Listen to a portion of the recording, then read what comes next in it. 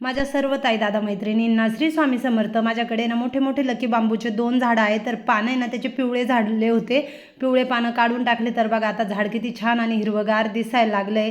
किचनमध्ये आले, हे सर्व काही भांडे घासलेले, तर ते भांडे लावून देते म्हणजे किचन एकदम मोकळा होईल.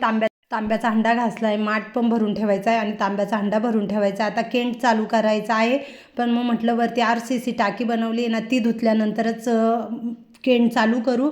आणि ही आहे हरभऱ्याची भाजी. तर बघा मस्त आज साहेबांनी ना हरभऱ्याची भाजी आणली, आता तीच बनवणार आहे.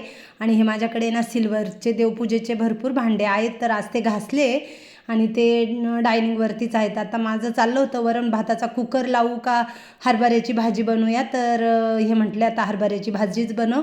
तर आता मी स्वयंपाकाला सुरुवात केली. इथं नागलीच्या भाकरी बनवल्या आहे, छान अशी हरभऱ्याची भाजी बनवली. पुन्हा आधीसाठी शेवभाजी बनवली. नागलीची भाकरी बघा किती छान अशी पुरीसारखी फुगली, पुरीसुद्धा एवढी फुगत नाही.